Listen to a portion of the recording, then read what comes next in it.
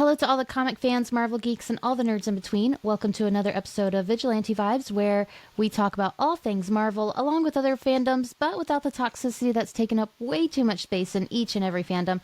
I'm your host, Megan Nicole, and we're going to have another episode of elevating all nerdy voices of the rainbow. Joining me today is my very special guest, Troy. Hi, how are y'all doing? We're so excited to have you here. Why don't you tell our listeners a little bit about you? You might see me online sometimes on Threads. I'm Troy Temez. Been getting comics since I was like 6 years old. I've got, you know, a huge collection of Marvel and DC. I don't necessarily, have a preference for one or the other. I've been catching up on all of the reading. I'm looking forward to seeing Captain America this weekend. I've got tickets for Saturday, and I'm excited to be here. Oh, I'm excited for you to be here. I think I have the shirt you're wearing, the Deadpool shirt. Yeah. Yeah, I have that. It's awesome. So, Go ahead. Sorry. I was going to ask, so you mentioned Captain America Brave New World. What are you most excited to see in that? I'm looking forward to seeing Sam. And Yeah. then, Anthony Mackie and then Harrison Ford. I'm a little sad that Bucky's not going to be in it. I'm looking forward to seeing him in Thunderbolts. Yeah. But they had such great chemistry in Falcon and the Winter Soldier. And I just did a rewatch of that. I'll be honest, I have been avoiding the trailers. I've probably been reading comics for about 45 years. And so when I go to the movies or see it in other media that's not a comic book, I like to see what they've done with the story sometimes and be surprised and see how they've adapted it and what kind of changes they might have made. So I have a tendency to run out of the theater when there's a trailer. So that I can, just be surprised because having read comics for so long, there's a lot of different storylines that I've seen. And I, kind of enjoy when things surprise me, if that makes sense. It does. There's a lot of people who like to go in and they like just to know nothing about it and just to let the movie do what it does and take you to another place that you don't see coming. And that's exactly me. Like, I'm really looking forward to it. I'm kind of curious to see how it's going to wind up tying into Thunderbolts. I woke up in the middle of last night and I got up and watched Spider-Man, the new cartoon. There was, a guest appearance by, Thunderbolt Ross. And Yeah. so I'm kind of like, okay, I'm like, Thunderbolts is coming out. It's got the asterisk. Are we going to see, General Ross appear, in Thunderbolts? Because I've missed the trailers for that too. But I was like, okay, it's got the asterisk. Like, I'm curious about it. I have a theory about the asterisk, and I think it's because they're not the Thunderbolts. I think they'll end up being the Dark Avengers. Oh, Yeah. that'd be kind of fun. Yeah, there's a few hints in the trailers, but you haven't watched the trailers, so I won't tell you them. Yeah, no, I've totally been avoiding the trailers. I've read Dark Avengers. I remember when Thunderbolts came out, but, when I was growing up, like, for me, I was about the team books. Justice League, Justice Society, Legion of Superheroes, all of the different X titles, I remember, like I was saying, my first comic, I think, was like X-Men 126, where they're bursting out of the cover, getting ready for the Proteus Saga, or Proteus Saga, and it talks about how the X-Men are kind of different than other heroes, and they're, you know, kind of trying to fit into a world, you know, that accepts them, but is scared of them right now. You know, I think that that's more relevant than ever in some ways. You know, I am in Texas and I am gay, Hmm. and being, you know, a blue dot in a red state, and having like that representation, you know, where we are seeing, you know, more gay characters, Yeah. like Wiccan and Hulkling. I think that, you know, those are some positive examples of representation, you know, kind of getting to see what healthy relationships look like, but also kind of just being able to see myself, you know, in comics in a way that, you know, might not have happened, you know, 30 or 40 years ago. And I think that representation has really come a long way.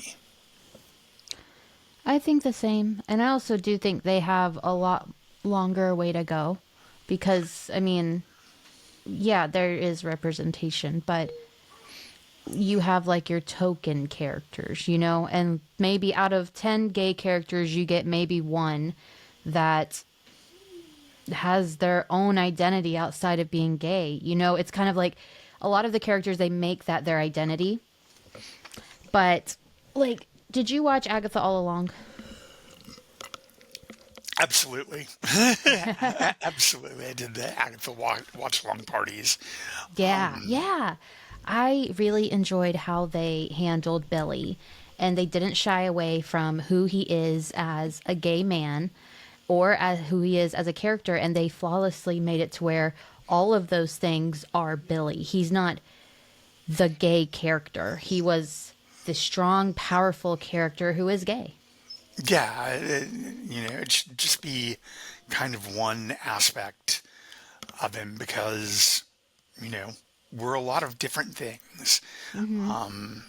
And, you know, sometimes when they've written characters, I remember when North Star first came Yeah. out, it Yes. was such, you know, a big deal. And in that particular story, you know, he, you know, adopted a baby who was HIV positive. Hmm. And at the time, it was really groundbreaking. But I think that we need to expand, you know, kind of beyond those limits of just having, you know, I seem to remember reading articles where John Byrne had wanted to make him HIV positive. It was around Alpha Flight 50. He was kind of sick for a bit, and they took him off to Asgard, and he was like, he and Aurora were elves for a while. And then they've, you know, they've kind of like, you know, done a couple of different retcons on them. But, you know, now he is married to Kyle, and they've been together, you know, for a few years. And, you know, we've seen him playing kind of more of a role in the X-Men as a mentor to, I know I'm going to butcher his name, but Anol, And and all, oh yeah. yeah, you know, and so it's been interesting to see his development as a character, seeing him kind of step up and mentor Hmm. in a way that he hadn't been, you know, before. I liked the X Factor series with him, Aurora, Dakin, Prodigy, iBoy, where they were, you know, checking to see whether or not mutants were actually dead before they did the revival in the Krakoan era. You know, and then I don't remember her name offhand. The creator of Black Lightning, you know, Oh just came gosh. out over the weekend. I don't I want a dead remember name. I remember her dead name, but I don't want to say it. Okay, Jenny Blake Isabella, There it is. Yes. Yes. formerly Tony Isabella, created Misty Knight, Mm-hmm. Tigra, and some other, most famously, I want to say Black Lightning, Mm-hmm. you know, and I do think that it's important for us to try not to dead name. I think that, Agreed. you know, that's pretty disrespectful, even if we disagree with someone, you know. But I've also had a lot of trans friends. Mm-hmm. My late friend Becky, had been like military, special services, uh, would talk about how she enjoyed a good ambush, and then was working on her PhD in English literature when she passed away.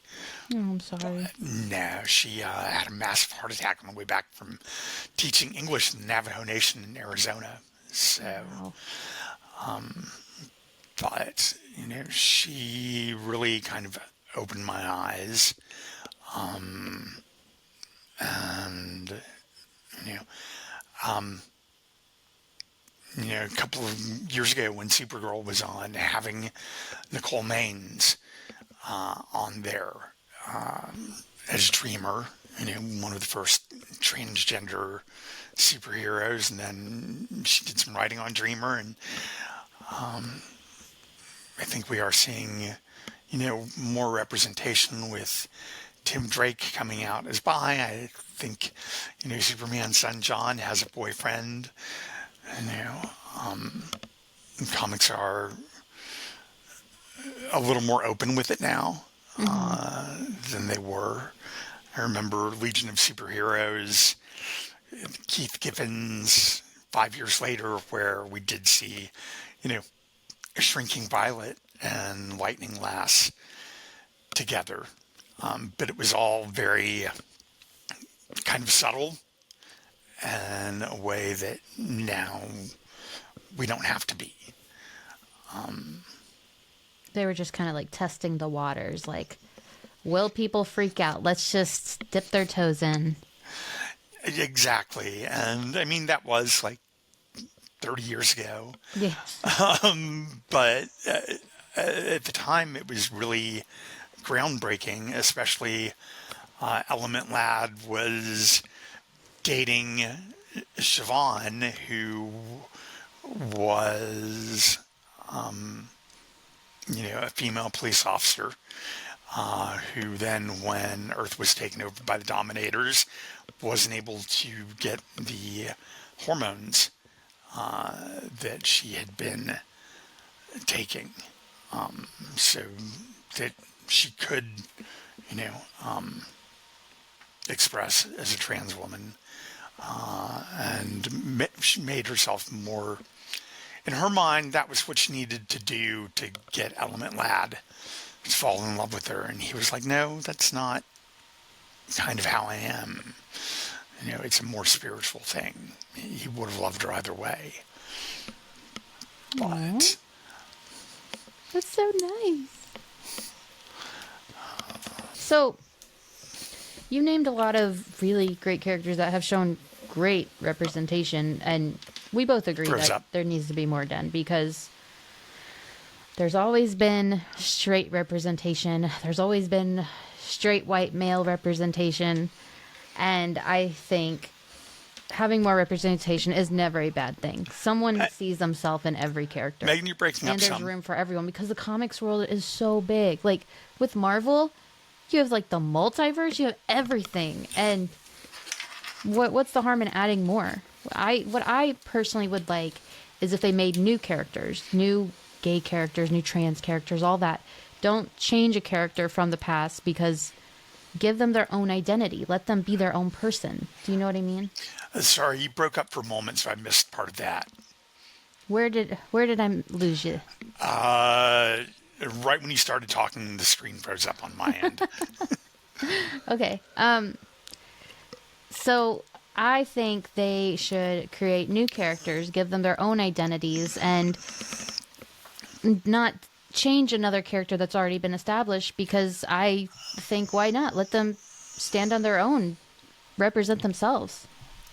I think part of the reason sometimes for changing established characters is just the name recognition Yeah. and kind of having that, you know, built-in audience.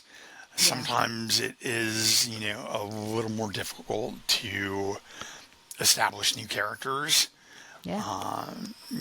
in new books.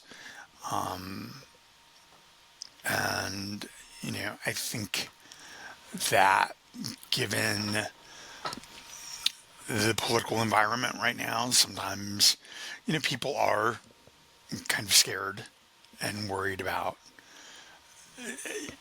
I mean, comic book sales aren't what they were a while ago. And so finding that balance of what's going to appeal commercially and also, you know, I mean, with Marvel and Disney, we've seen,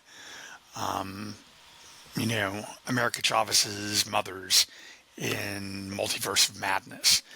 And they didn't edit it out, this time in some countries, but, when there was Star Wars Rise of Skywalker and they had two women kissing, they edited that out. And Mm-hmm. so, I think part of it is depending on how much sometimes they're spending and how much they need to make back as far as money from overseas. But I am hopeful that we're going to continue to see representation grow and expand. There's a lot of existing gay characters in both Marvel and DC. I'm happy getting to see Nico on Friendly Neighborhood Spider-Man, Yeah. and we kind of see her making little comments, about finding girls attractive and Yeah. who am I going to get to go out with. But we also get to see her, engage in this friendship with Peter, and they're going to see like these rare old movies. This past episode, she's working on her friendship with Harry, and just seeing that, characters are multifaceted. There is room for growth among them. It doesn't have, we don't have to sexualize everything as far as the characters, you know, like, and they can do all kinds of things. I'm thinking of Queer as Folk, where, Michael owned a comic book shop and had, like a huge comic collection. I've probably got like 60 long boxes in storage that Oh, just take wow. up a ton of space. Mm-hmm. But I also like baking and, I don't know, I'm probably watching too much TV lately, but I am interested in politics. I have volunteered for the community in the past at our old gay and lesbian community center, and I've done pride in those things. Now, I get tired a little more easily, and I don't enjoy going out quite as much as I used to. But that's just more Uh-oh. me wanting to stay home, than anything.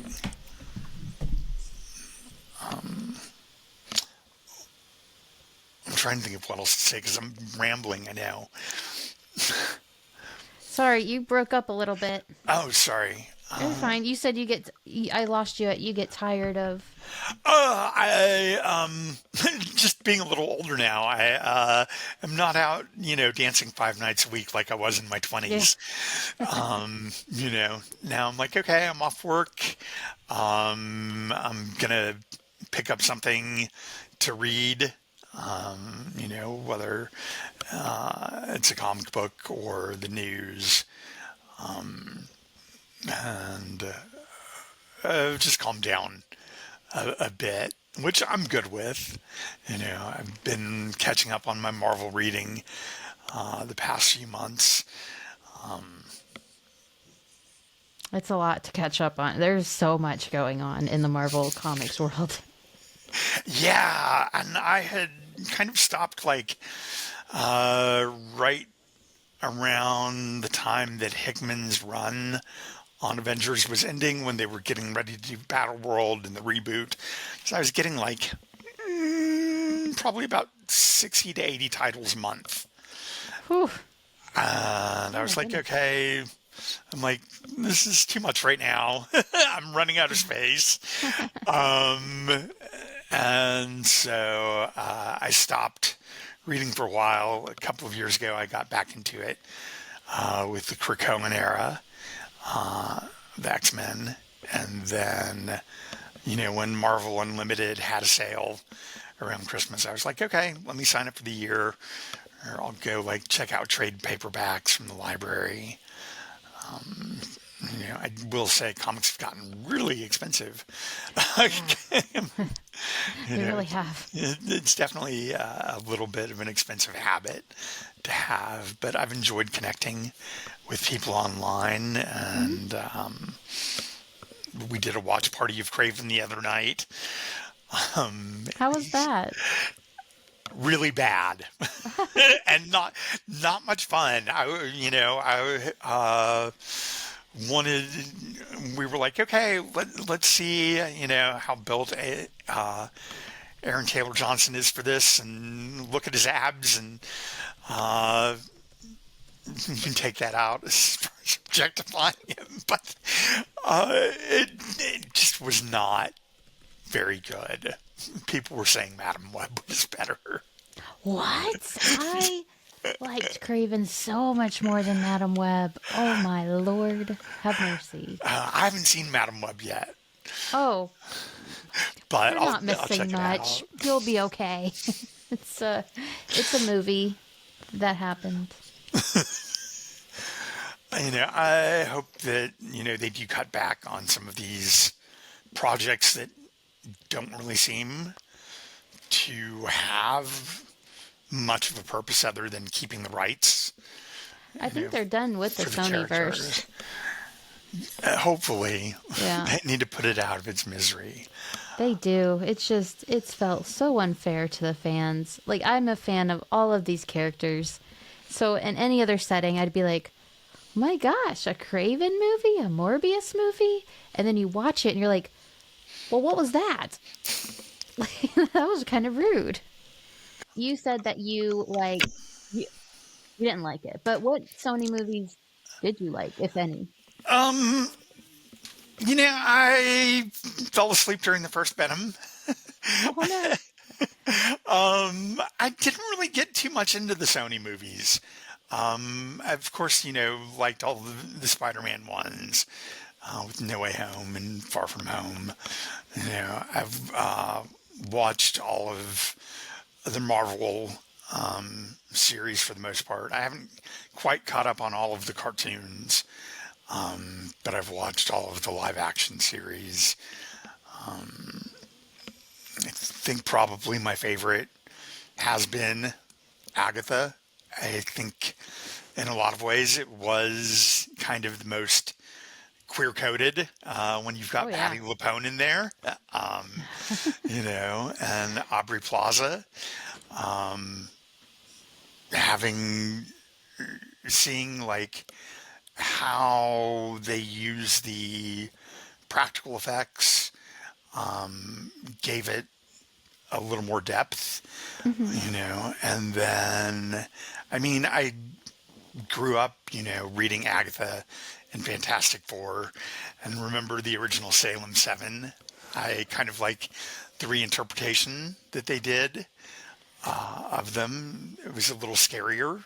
It was, and I liked how they changed it. I didn't. Really was no way to do it because the original Salem 7 was Agatha's grandchildren.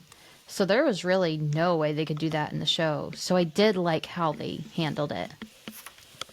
I think that was probably my favorite adaptation. I had a harder time getting into Moon Knight. And part of that is, when I look at, Stephen Grant or Mark Spector, I picture them taller than Oscar Isaac was.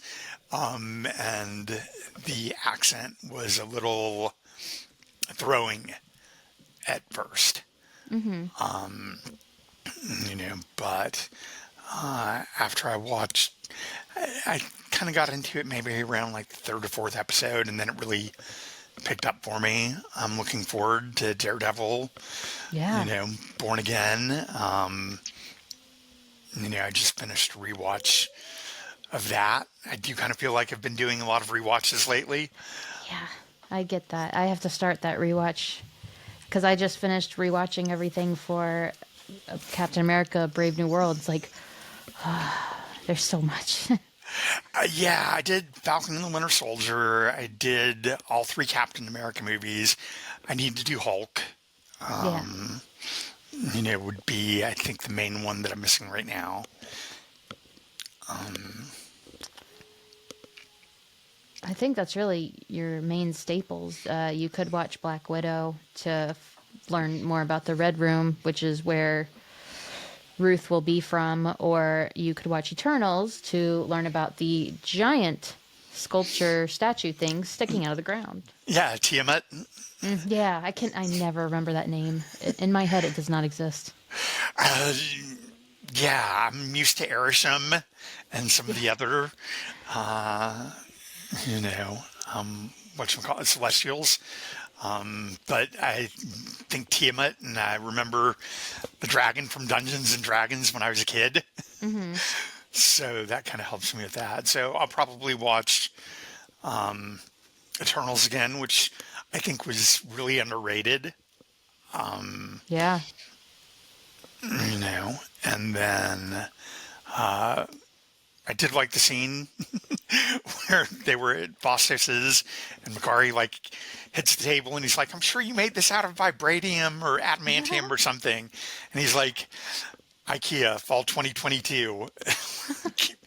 Just little character moments like that sometimes Yeah. they slip in, where it doesn't make the character's sexuality, you know, like a focus, but you can also be like, hey, I know someone like that and I can relate. Well, Like, yeah, I did really like how Eternals handled Fastos and his family because you see his husband genuinely worried about him and his son not wanting him to leave. And they're just, at that point, they're not a gay family. They're not a gay couple. They're just a family. And I loved how normalized it was. And they didn't make it a big focal point, it was just accepted. And I thought it was really beautiful. me too. I like that no one like really had any issues with it or any problems with it. I know we were talking about how, sometimes, you know, there are older characters, like in Exiles, they had Hercules and Wolverine as a couple. Yeah. But in some ways, since it wasn't, the sacred timeline in Earth 616, Yeah. I was kind of okay with it because I'm like, okay, well, Hercules, depending on which mythology you're reading, we've definitely seen him with men before. And then, Logan has been around for, like let's say in real time, 150 years. At some point, you might want to try something different. Yeah. I mean, he and Emma and Scott and Jean were doing this poly thing in Krakoa, and it's like, I was okay with it in some ways because I did kind of view that as a new era. And other times I'm like, okay, so, like, let's say looking at Captain Britain and Ascani, and Kitty and Magic. For me, I kind of always felt like Ascani, Rachel Summers, was gay coded. Oh yeah. You know, Yeah, she's in the new X Factor right now. Oh my gosh, I can't remember her partner's name. Captain Britain Yeah. or Elizabeth, Yes, Betsy thank you. Braddock, Psylocke. Oh my gosh, I can never remember her name. I always want to call her Magic's name, not Magic's name, Psylocke's name, and it's just, Well, it's like, oh my god. okay, this week is she Psylocke? Is she Kawanin? Is I she know! Betsy? Is she I Captain know! Britain? It's all just so mucky and messy, but I like it. Comics are weird. I like the weirdness. I love the weirdness. Yeah. I mean, uh, but it kind of felt like it came out of nowhere as far as their relationship, Yeah. between Betsy and Rachel. That kind of felt, you know, a little bit forced. In the new X-Men series with Kitty, I guess that one's what? Astonishing? It's I don't know. But the new title from Gail Simone, oh, with, Gail Simone is a uncanny. okay, okay, it's not the one from Simone. Exceptional X-Men. There we go. That's what it was. Oh my lord. Written by Eve Ewing. There we go. Yeah, I yeah, had to yeah. think about it for a second. Yeah. We see her get like a girl's number, but for some reason with Kitty, it felt a little more organic to me than with Betsy. Even though Kitty was involved with Colossus on and off for a long time, when she kind of turned into the Red Queen and was having problems like getting onto Krakoa, and we kind of get to see her become like more of a badass, especially during the battle with Orcus, where she's just taking everyone out, Yeah. and is kind of a heavy hitter in that. With the ninja skills from Ogun and everything. She feels more like she's on a journey of self-discovery than Betsy. And I think part of that is also, like I remember the old Captain Britain stories where Betsy was dating a man, he was a telepath. They got killed, they were brought back at some point when she was working for the British government, like old 1970s, 80s comics. Yeah, I'm excited with what all they're doing in the new X-Men comics. I didn't know what to think when they said, "Oh, we're rebooting and we're going to have all these new characters, all these new teams, all these new everything." And I was like, "Oh my god." Because they did so much at the end of Krakoa that like so many different comics were released at once. So many things happened. You had to keep up with everything to figure out what was going on because they crossed over so much. And at the end I was like, "Whew." Huh. No, I'm right there with you. Yeah. And I didn't like Sins of Sinister. I really didn't either. I wasn't into it. Yeah.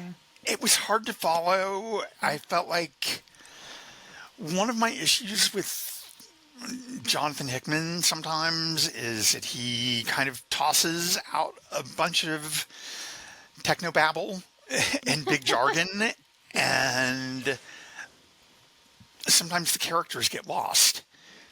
You know, it seems less about the individual characterization and more like he's trying to achieve something as far as something that he wants to say.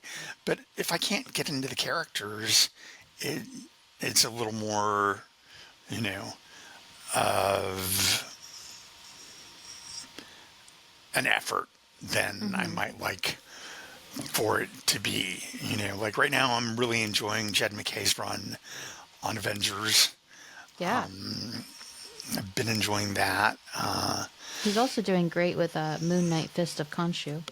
Oh, I need to read Fist of Khonshu. I did like Good. his run on Moon Knight. I read all of that like one weekend and binged that and Blood Hunt. So I'll definitely read the last couple of issues of Fist of Khonshu. Yeah.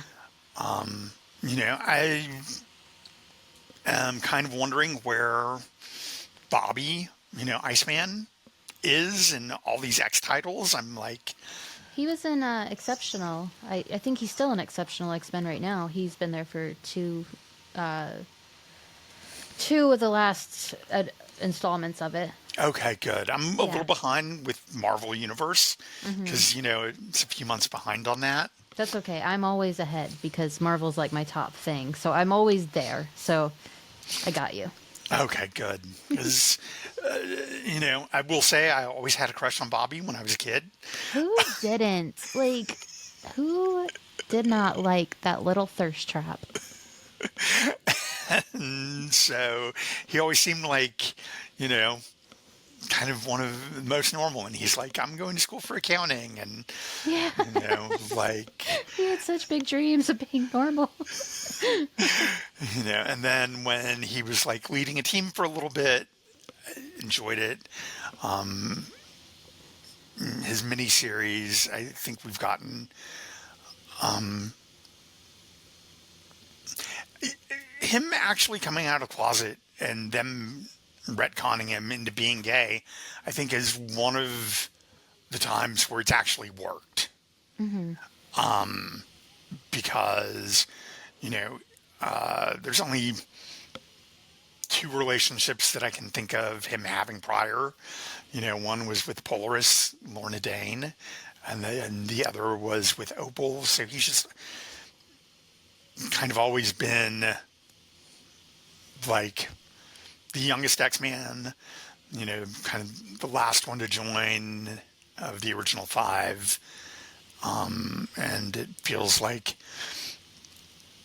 with him not always having been such a focus that you could do more with his backstory. Yeah. Yeah. I agree with that. He was the most effortless to like. I feel like he just felt the most relatable, at least Yeah. to people who aren't X-Men. But no, I agree with you. So this has been so much fun. I've loved having you on. Would you mind telling our listeners where they can find you? Sure. I am on Threads is Troy, Troy. Hmm. And then I'm trying to remember if I've got a dot in there or not. I think you do. But for whoever's listening, if you want to get in touch with Troy, you can look in the show notes and I will have a link to where you can find him on Threads. Thanks. And my email's first and last name, so Troy Temez at Hmm. gmail.com. Great. Well, thank you so much for joining me. You're welcome back anytime. You were so great. Oh, thank you. I really appreciate it. You made this super easy and fun, and I look forward to coming back. Great. So, thank you so much for listening to this episode of Vigilante Vibes. Wherever you're listening to this episode, click that subscribe button so you don't miss any more of my amazing guests like Troy or any other future episode. Thanks for listening. I hope you enjoyed. Have a marvelous night.